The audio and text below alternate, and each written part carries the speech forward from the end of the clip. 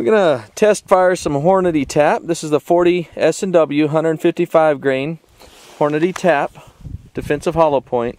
This is the older version that had the black finish on it. The newer ones just have a nickel. But we're gonna fire some of this through our sheetrock box, see how it does.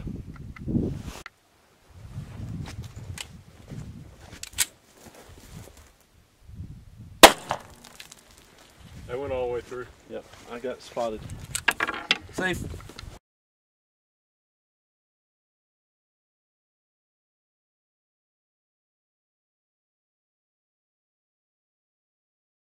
We're good. This is the Hornady TAP hollow point, jacket of hollow point with the cinder block test. We're going to shoot at this cinder block first, a straight on shot, and then this cinder block here, a glancing shot.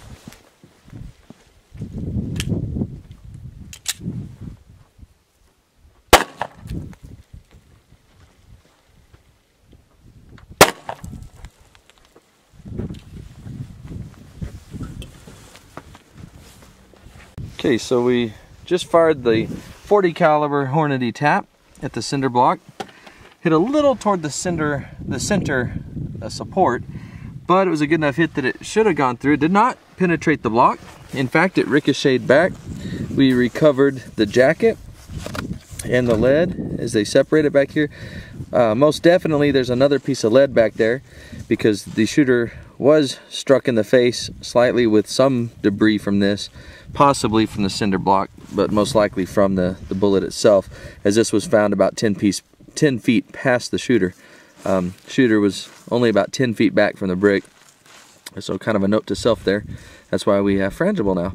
But anyway, that's what it did to the cinder block, no penetration. Then we had the glancing shot, which landed down here at the bottom of, actually that's not the right one, up here on the cinder block right there.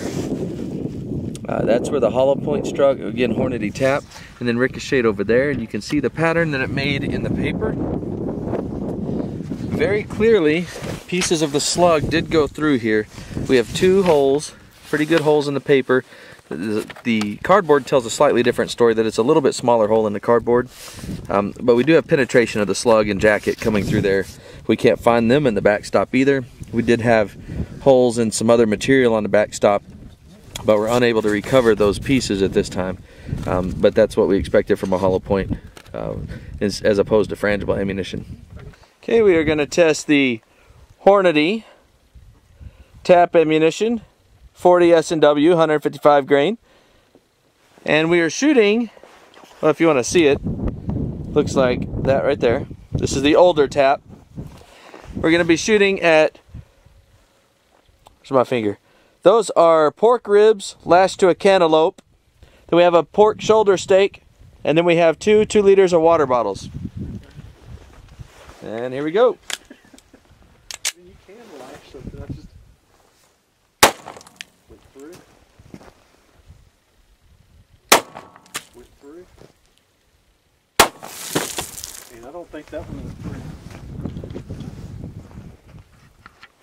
Okay, so here are the results of the Hornady TAP.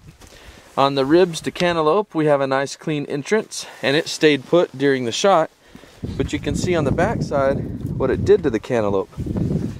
Completely destroyed the cantaloupe. Completely obliterated the cantaloupe on the inside. Did not stop in there though. Did go on through the backstop. We think that it was this top hole completely through the cardboard on the backstop. Then we have the pork roast. The pork roast took a good hit. Pretty impressive wound channel there. Split it right in half. Tore it up pretty good. But that hole went up there, and is that second hole completely through the cardboard as well. We did recover from the earthen backstop behind. We did recover a full slug that would have either been the one through the ribs and cantaloupe or the one through the pork roast, and landed in the backstop behind. Is only about 2 inches down in the dirt, mushroomed just like you'd expect to see there. So that's classic jacket of hollow point performance. The water bottles, through both entrance, exit on that.